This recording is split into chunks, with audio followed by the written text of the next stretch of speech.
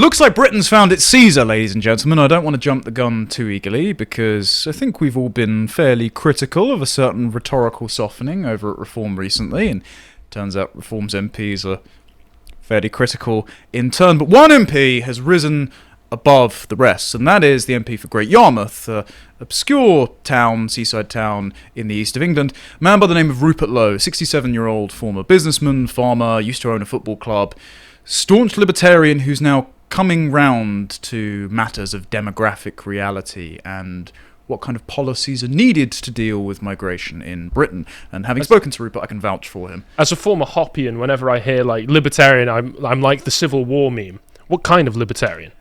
Lowe's certainly coming round to the passages of Hopper that we once traded back in our Michael Knowles book club some time ago. Also, since I'm the closest to libertarianism, he also has my approval. Yes, well, I recommend, I'm going to be mentioning some clips later, but I recommend you go and watch his brand new interview with Winston Marshall, friend of mine, sure of Carl's, who Winston originally spoke to Nigel, and that's where we got those clips of Nigel Farage saying, I'm not going to mass deport illegals, but I'm also not going to give them amnesty, so they're just going to sort of stay in the country as illegals, I guess. And also, we can't politically alienate Islam because by 2050 we will lose. What does winning look like, Nigel? They're not fond of me asking that question, but there you go.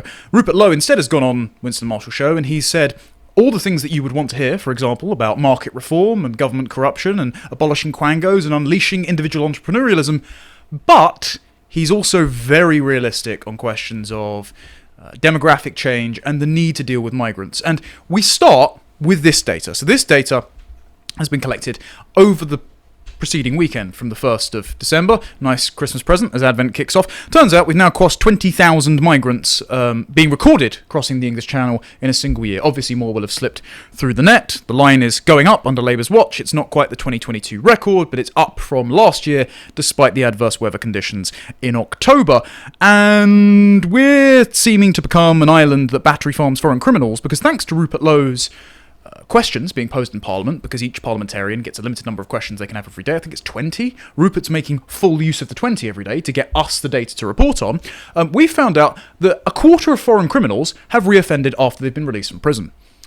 Why are any foreign criminals being imprisoned here or even released from prison? Why aren't they just instantly being deported? So a total of 10,012 offences were committed by foreign criminals who were released into the community but who avoided deportation in the year to March 2022, which is the latest year for which figures are available. Bear in mind, last year, according to the Organised Crime Index run by the US government, the UK was the number one place for foreign criminals in all of Western Europe, so we can only assume that number's gone up. This was an increase of a quarter on the previous year's 8,021 offences, according to the Ministry of Justice data released through Rupert Lowe's parliamentary question. That's a 25% increase. Yes. From 8,000 to go to 10,000. It's almost exactly 25%. Yeah, that's because of the Boris wave of immigration, which was over 80% third world migrants, at record numbers after he just put the entire country under house arrest for COVID. Don't you just love Boris Johnson? Reform's just hired one of Boris Johnson's campaign advisors, by the way, Tim Montgomery. Tim Montgomery, in August, was saying that Matt Goodwin, chief spokesman for Reform, had something sulphuric about him and was saying he was peddling divisive rhetoric about immigration. So, bit of a weird selection, but there you go. Reform, very split camp at the moment. In the past 4 years, which data was available, a total of 38,868 offences were committed by foreign criminals, so nearly 40,000 crimes committed by foreign criminals who had already been released from prison after committing another offence. The figures showed that in each of the 4 years, from 2018 to 2022, about a quarter of foreign criminals reoffended after being released from prison. In the year to March 2022, 3,235 foreign criminals committed a further offence out of a cohort of 13,486. We have at least 13,000 foreign criminals in our country that are reoffending and in prisons. Why? Why are we battery farming foreign criminals? Why are we battery farming AIDS patients, as was revealed recently? AIDS has gone up 50% in the last year in Britain, mainly driven by African migrants. If the line goes up, doesn't matter what the line is measuring, it's good. Yeah, quite. That's certainly the mentality of the Labour and Conservative governments. We've got some more data here. Can you imagine the civil service meeting where they walk in and you go at the Home Office and go, good news, guys, AIDS is up. Woo! Yeah, there you go. Boom! Break out the champagne, boys. I just want a sensible country instead. I'd much prefer that. So this is the data that's published in the Telegraph because of Rupert Lowe. Ministry of Justice revealed that obviously a quarter of foreign criminals went on to reoffend in the UK after being released from jail and are still in the country. This is the number of 3,235 and the 25% annual increase. Over the 4 years of data, the Ministry of Justice revealed that they were responsible for around 40,000 crimes. Rupert Lowe, the Reform MP for Great Yarmouth, who extracted the data from the Ministry of Justice, said, "Everyone who commits a crime should be deported. Why are we tolerating this, particularly when we see the reoffending rate so high?" So Rupert Lowe's been doing the Lord's work by making use of his daily questions in Parliament, and he's making very strong statements about foreign criminals being deported. And you might think, oh, okay, maybe he's just saying the foreign criminals in jail who have committed violent offences. Well, turns out a bit more than that, which is quite nice. But anyway, look, these are his questions in Parliament. He asked Dame Andrea Eagle why these traitors get knighthoods and damehoods. I don't know, but there you go. Whether or not she'd release the data, and she committed to releasing the data alongside the publication of the ONS statistics, which Keir Starmer said had proven that the Conservatives ran a deliberate open borders experiment after Brexit and subjected us to nearly 1 million people net migration every single year. Dame Andrew Gill basically forgot to publish this data, so he didn't let it go. He chased it up with a letter accusing her of misleading Parliament, which would lead to significant consequences if the Speaker were to apply penalties for misleading the House of Commons.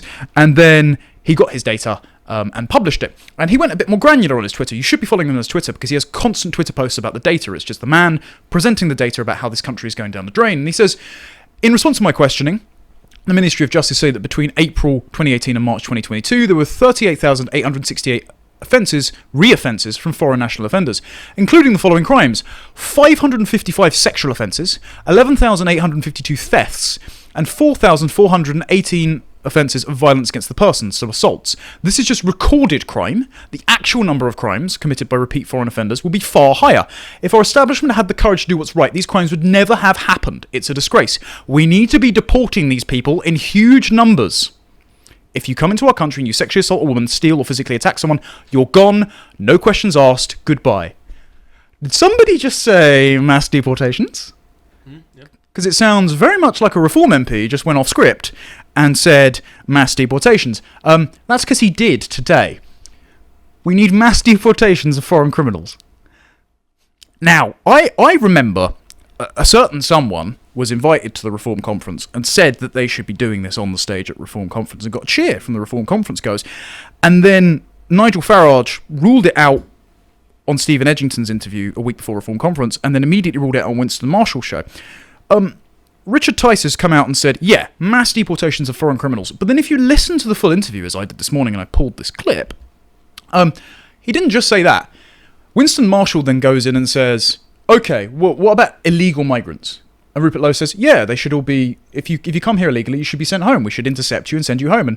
And Winston said, yeah, but it's not just about the people that cross at the channel when you intercept them, where you know who they are.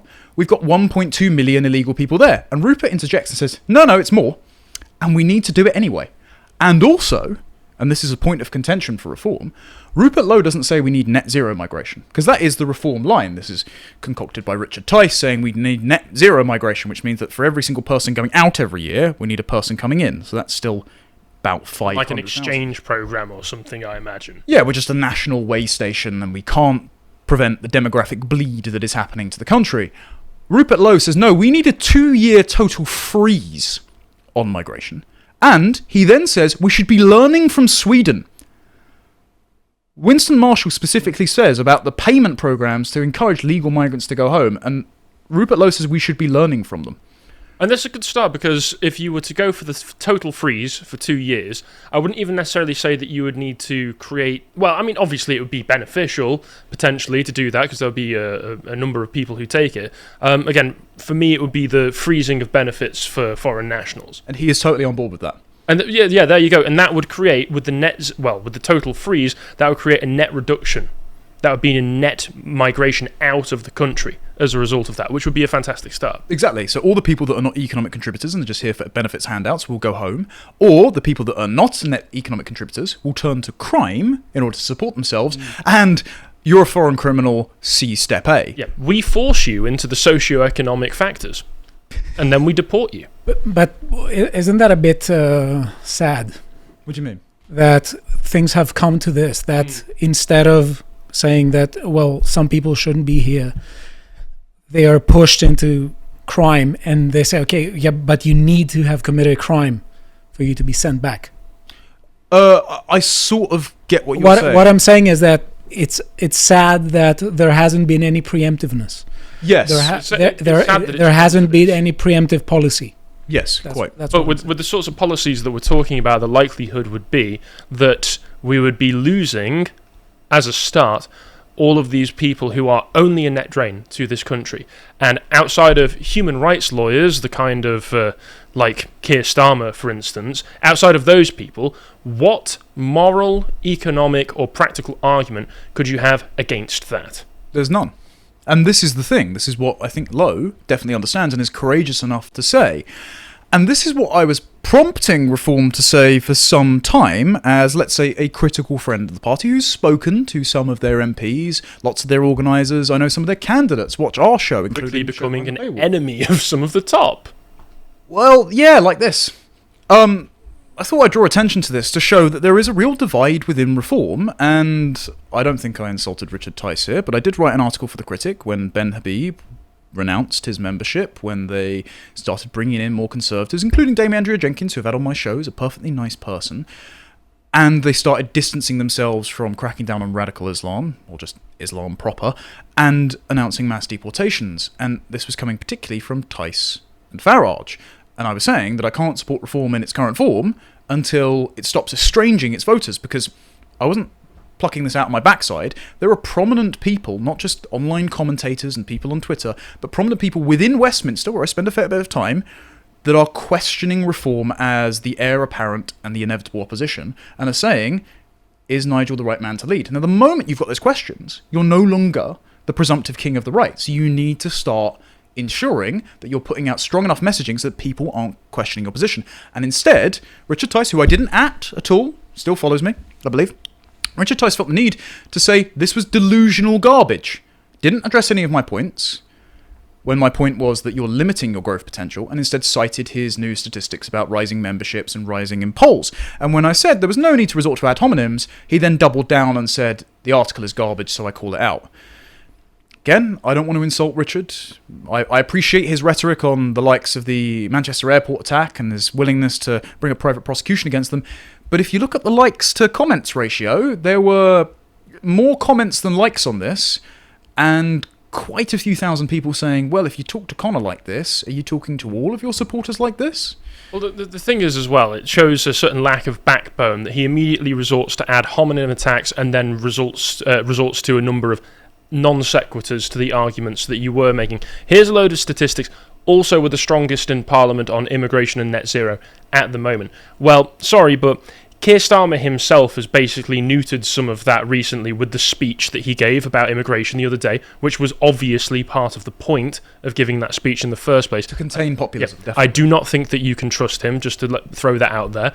And similarly, it's not difficult to be harder line than Parliament on immigration. Parliament are the ones who have let this happen, along with the civil service. So it's very all well and good to right now be the hardest line, but if the hardest line is currently being pulled back since Nigel Farage's interview that he gave recently, how are we going to be sure that you're not just going to keep pulling back and pulling back and pulling back? There needs to be a bleeding edge of the Reform Party that needs to continue to push, as Lowe is doing. Yes, exactly, and that's why I think, despite Richard Tice counter-signalling me as a critical friend, I think we should absolutely reward and encourage Rupert Lowe with the praise that is due when he seemingly goes off script from what Nigel and Tice has been saying and says with sincerity what I think we all want to hear.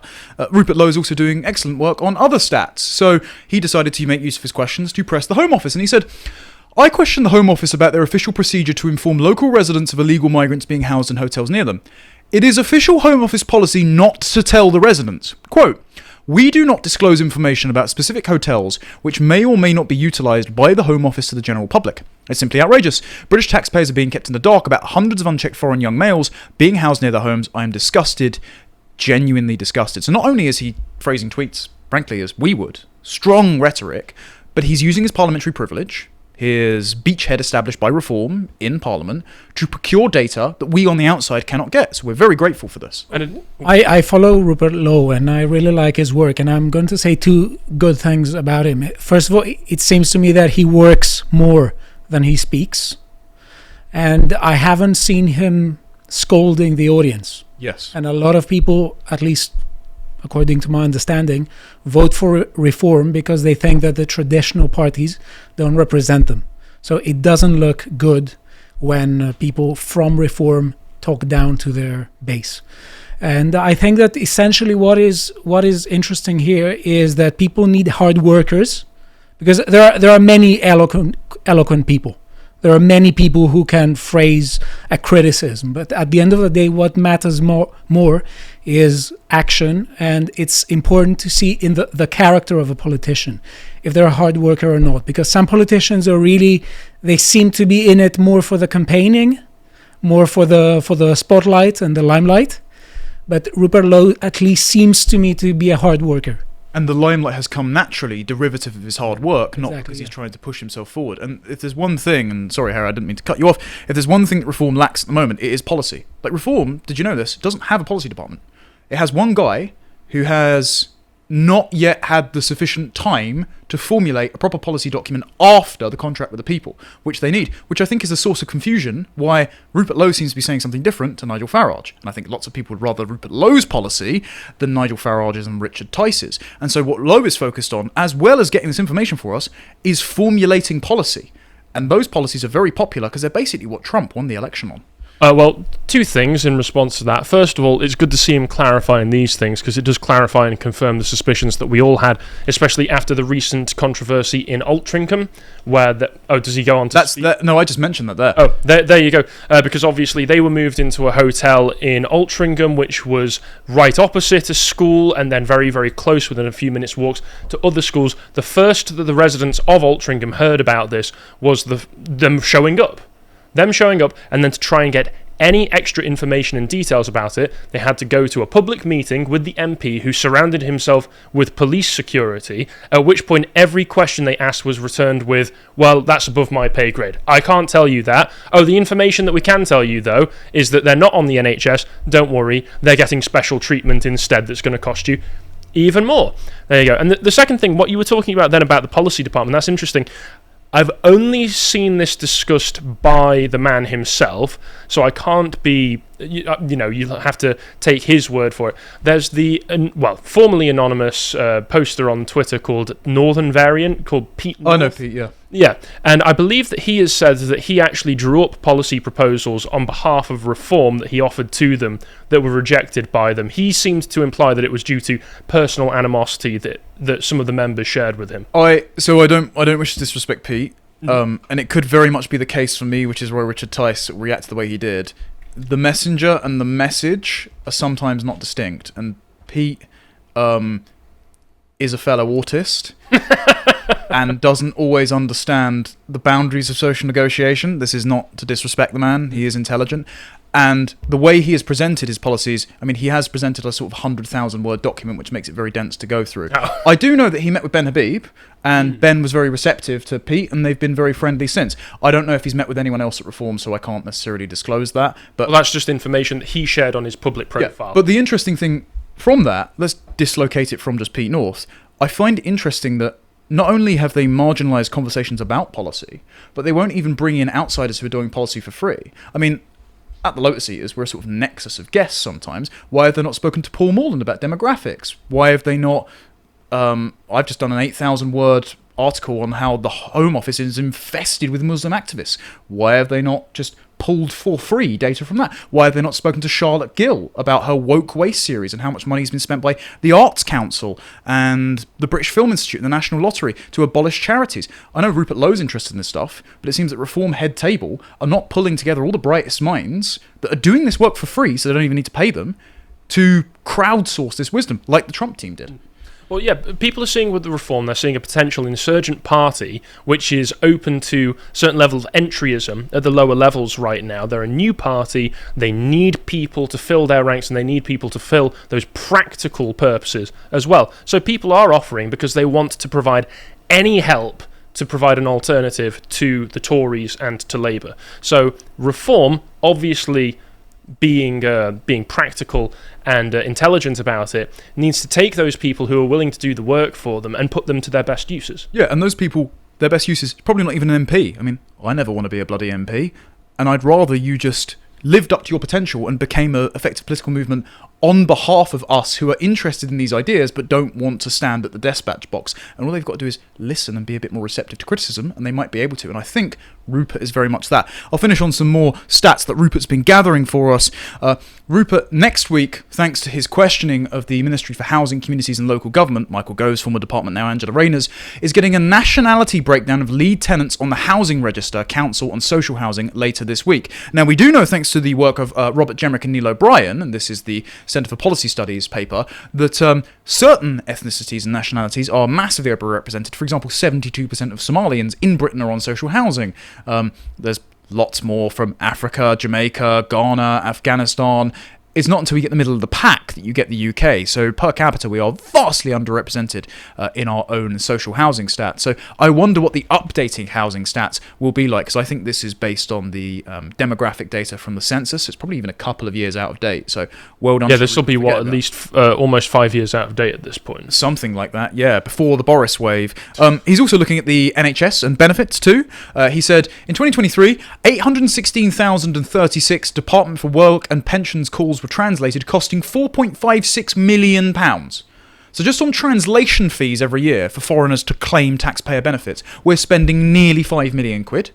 Fantastic, really like that. NHS e-referral data reveals that 8% of NHS patients can't speak English, requiring millions in translation fees rather than AI or just making them speak English. Now, I have to say this because it's again about Rupert Lowe. He had the debate with Ash Sarkar. I was going to mention that, please do. What kind of point was she raising there? Because she was brilliant in responding, but she was saying essentially that the NHS isn't spending enough because translators are required for people who want to feel better if they hear the medical personnel speaking in their own language. So Ash Sarkar's stated position is £500 million per day is not enough for the NHS. Yes. Because she is a subversive race communist. She's literally said she's a communist. Well, if that's the stated position, I only have to ask, what would be enough? $1 billion per day? $3 billion per day? Yeah, it's an endless, bottomless pit that drains money from everybody's pockets. It's the Mr. Waternoose position. I'll sacrifice 100,000 million before I let the NHS die. Well, that's the opinion. And Rupert Lowe correctly assessed in that debate that she was a disingenuous, bad faith actor, and he just said, no, you learn English or you go home, that's it. Boom. Frankly, I can't imagine Farage or Tice being as hardline, and that's why he's risen to the top. He's also found out that in questioning the Department of Work and Pensions for their universal credit stats, that about 40% of the migrants from 2022 to 2023 and 2023 to 2024 are on universal credit, which means benefits. So this immigration is an economic boon argument. No, 40% of them are on benefits, and about 60% of them, according to the Office for Budgetary Responsibility, when on skilled worker visas, so the only ones that actually come in to work, are net fiscal detriments. So he's procuring all this data for us to prove, yet again, what we already know, that immigration is a cultural, demographic and fiscal cost to the country. He's also found, after the farmers' protests, because he is a farmer and he's heavily aligned himself with them, that he's requested the Foreign Commonwealth and Development Office take steps to ensure that not a single penny of British taxpayer money is given to overseas farmers, because it was revealed that about 500 million a year goes to farming subsidies in places like Rwanda for low carbon farming, while we're taking that from British farmers and confiscating their land. They told him to get stuffed. They said they refused to do so. That official development assistance brings in other direct benefits to UK farmers, apparently. And he says, I don't care about farmers in Brazil or Rwanda, I care about British farmers. As a farmer myself, I can safely say that the vast majority of farmers who prefer this foreign aid spent on agriculture in our country put British farmers first. Very good. And wasn't it literally something like we give them all of this money to see if Rwandans can grow tea? Yeah, something like that. So, does the ODA, do they shrug and say this will benefit Britain somehow? It's because, like Labour Cabinet Secretary Gus O'Donnell once said to David Goodhart in The Road to Somewhere, he, when he was at the Treasury, lobbied for an open door as much as possible immigration policy and greater foreign aid because he believed his obligation was to global well-being. Yeah, this is what Stelios has mentioned a number of times. If you're going to be saying that we need to help the poor, they're seeing it from a global perspective. Even the poorest Briton is comparatively wealthy compared to the poorest African. Yes. So therefore, we need to transfer the poorest Britain's wealth to the poorest African. Yes. And on one final statement, we've all been concerned about Nigel Farage pivoting from his Trevor Phillips Sky News interview during the election campaign, where he's citing Henry Jackson's Society statistics, where they said 3/4 of British Muslims, particularly young British Muslims, didn't believe that Hamas did anything wrong on October 7th, and 52% want a blasphemy law, to saying to Winston Marshall, the vast majority of British Muslims are on our side, they're peaceful and law-abiding, and we can't alienate political Islam because by 2050 we will lose. Well, Rupert Lowe's pointed out something on that front. It's not normal to see armed security police at Christmas markets and events. Not normal to have security guards at dance classes. It's not normal for pockets of unknown foreign young males to appear all over the country. None of this is normal. We must not get used to it. So it's not the far right causing this. It's a particular cultural subset of immigrants that are causing all of this crime and this insecurity. And Rupert Lowe's not too afraid to call it out, nor is he too afraid to say that we need mass deportations of foreign criminals, illegal migrants, and those in prison, and the reoffenders, in order to achieve it. So congratulations, Rupert Lowe. You are fast becoming the rising star of the British right, and we will watch the rest of your career with great interest. I hope you appreciated that segment from the podcast The Lotus Eaters, and if you want to see what else we're up to, you could always go over to our website and watch Beau's 12-part series, at least so far, about Caesar's life and ancient Rome. And if you want to see all the other things that we're up to, you can always follow us on Twitter. Thank you very much for watching, and goodbye.